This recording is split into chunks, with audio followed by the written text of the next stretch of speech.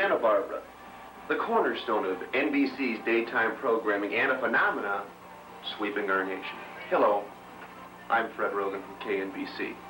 But what is this Santa Barbara? What is it all about? Today, we'll take a look at the show, Santa Barbara. We started our investigation at the top and met with Bridget Dobson, executive producer. Hello. Glad to know you. Glad to know you. Now, what exactly do you do here at Santa Barbara? Well, I work here. I try to keep the big picture in mind. I try to keep the inmates in line. That must be a difficult job. It is.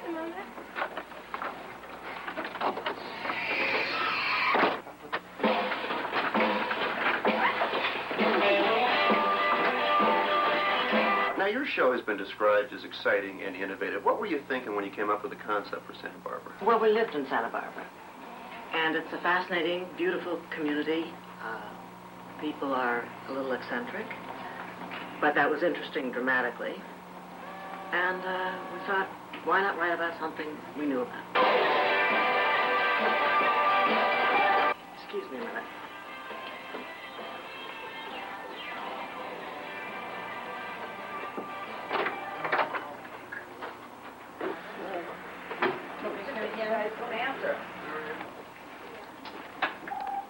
Now, I must tell you that most of the storylines I see would be best considered provocative. Indeed. How do you come up with these brilliant storylines? Well, we have wonderful writers with very twisted minds. You should go talk to them. I met the writers in the morning when they're at their most creative. Pardon me. Excuse me? Are you the writers? Yes, Yes. We try to be. We try to be. Well, let me ask you this. Where do you come up with those very interesting and provocative storylines? If all else fails, should we show the man? I mean, this is a trade secret. Why not? I mean, this is how we learned to do it on General Hospital. Yes. Can you see? No. So, of course, the idea here to blindfold. Yes. I was amazed. I was being let in on the secret of Santa Barbara's intricate plots. I reveled at my involvement in the creative process. Murder! Murder! Tori Hurry. is murdered. Who murdered her? Well, now, let's see. Who do we want to get rid of? Who do we want to get rid of? Brian Franz murders her. Cut! Unfortunately, not everyone was so eager to share their Santa Barbara experiences. We're here with one of the producers of Santa Barbara, Jill Phelps, who, for some unknown reason, refuses to be seen on camera. Jill, why do you not like to be seen on camera? Go away, Fred.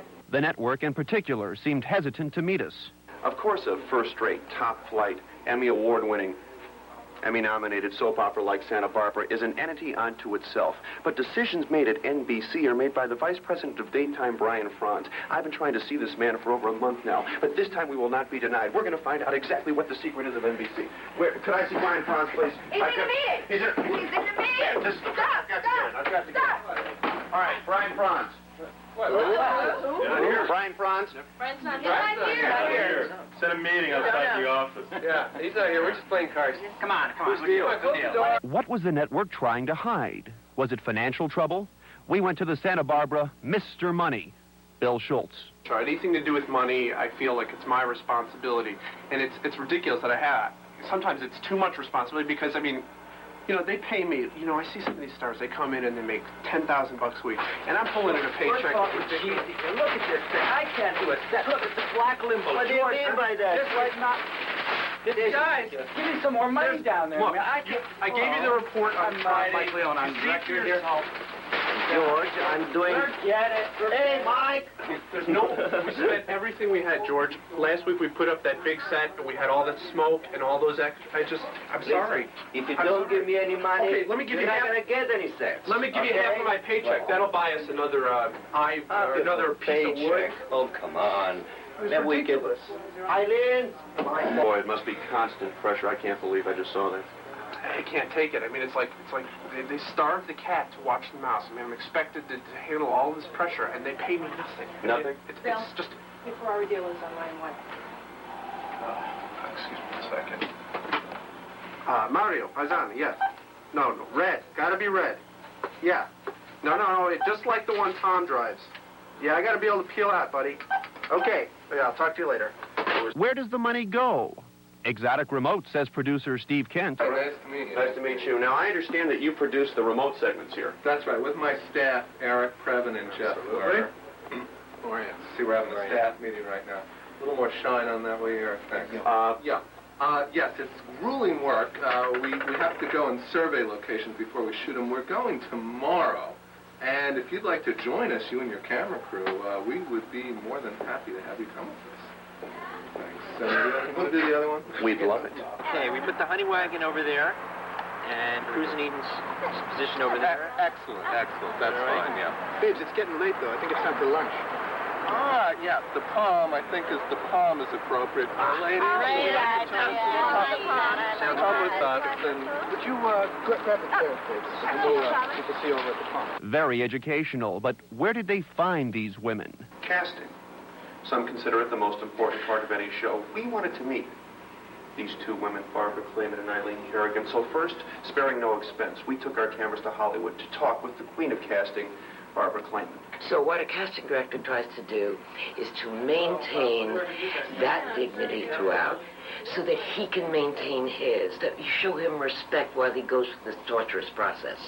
I try to teach that to all of my associates, that is the most important thing, to make an actor feel like a human being, a real person. So what do you think of Eileen Kerrigan? Well, Eileen is wonderful as a casting director. She has a problem. She's very shy. I'm waiting to speak with Eileen Kerrigan, and I understand that she is very, very tough. yeah. Tough. Whoa, is she tough? You next? Here are your sides. What? Good luck, buddy. What happened? Next. Miss Kerrigan? Hi, are you an actor? No. Do you want to be? Well, Oh, come on in. I'll teach you the ropes. Excuse us. The casting of Clayman and Kerrigan is responsible for the making of many stars on Santa Barbara. One of the brightest stars has to be A. Martinez, show stud. We questioned A on the show's success.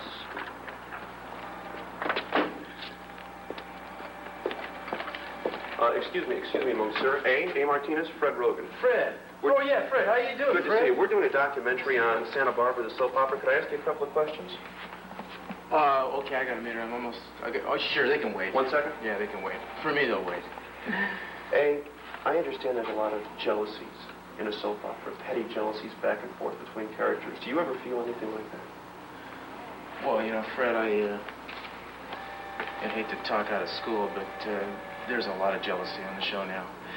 And I feel most of it is, again, just between you and me, I think most of it is directed toward me. I'm pretty popular, and a lot of the guys are just, kind of chafing at the bit to kind of get even with me, undermine my credibility, make me feel nervous out there on the set and stuff. Yeah, you noticed, I'm sure, I drove up in a black BMW. Mm-hmm. Well, a couple days ago, I pulled in the parking lot, and Lane Davies bought a black BMW. Okay? Just because you have Just one? because I have one, okay? When I met the guy, he was driving a Jeep. He was a natural kind of guy. It's like it just drives people out of their minds eventually, I think. We tracked down Lane Davies to see what he felt about A's comments. Well, A. Martinez, I admire a great deal. Witness my purchase of a black BMW. I've also purchased a set of handkerchiefs, which serve another purpose that enables me to further imitate A. Martinez. I won't go into the details of that one.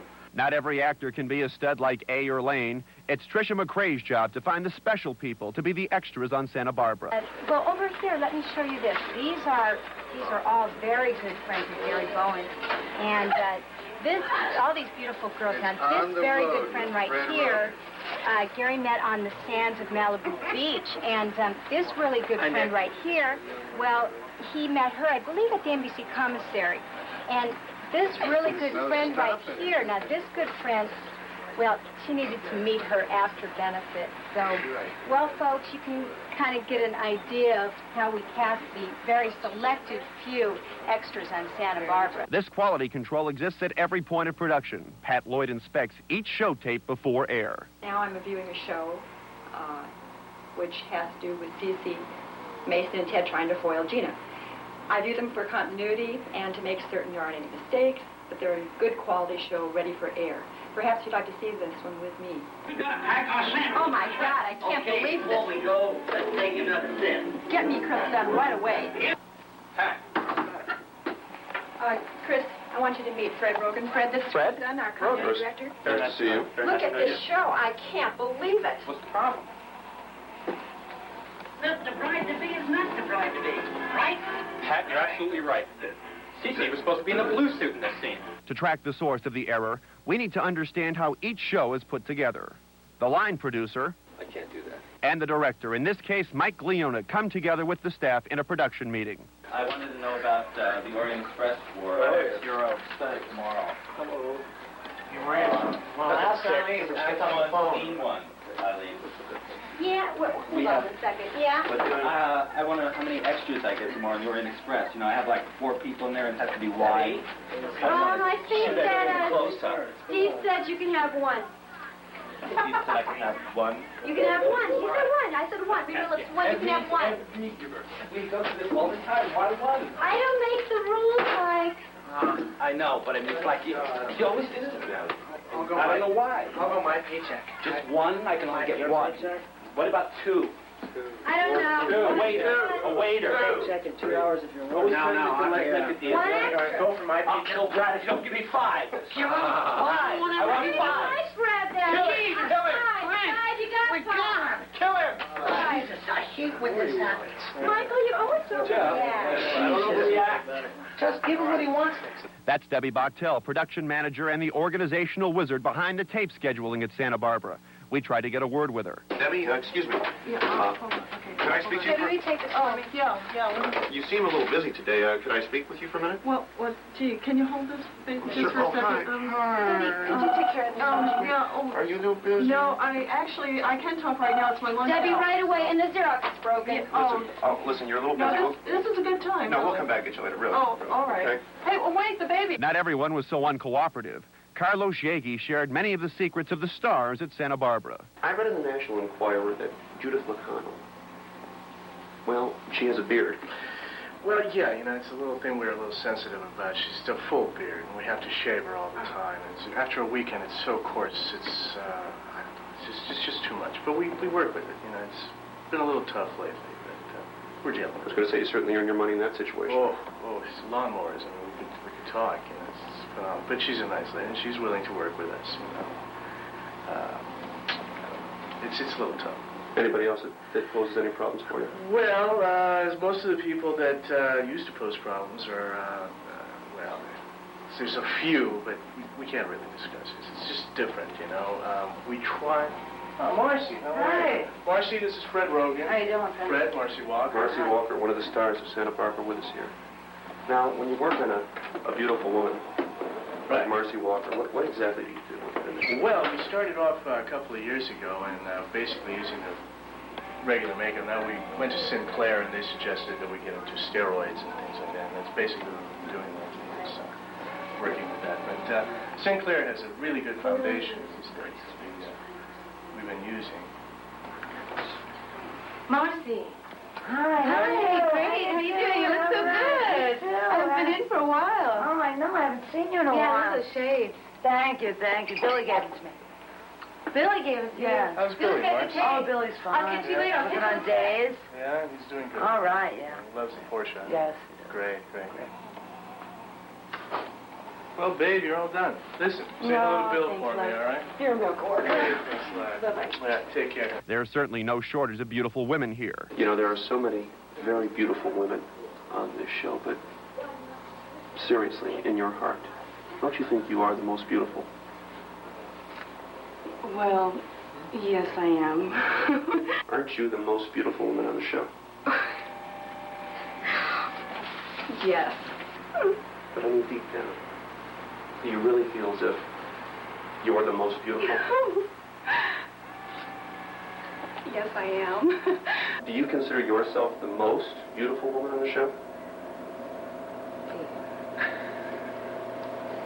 No question. Yeah. Hands down.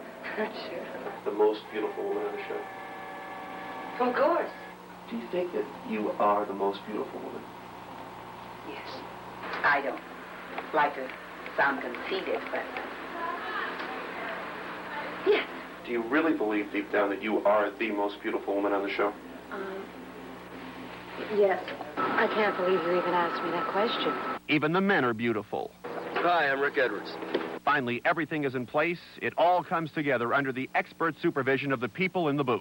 The line producer, the director, the TD, lighting director, the rest of the crew expertly handle their stations. Each shot requires expert timing, immediate decision-making.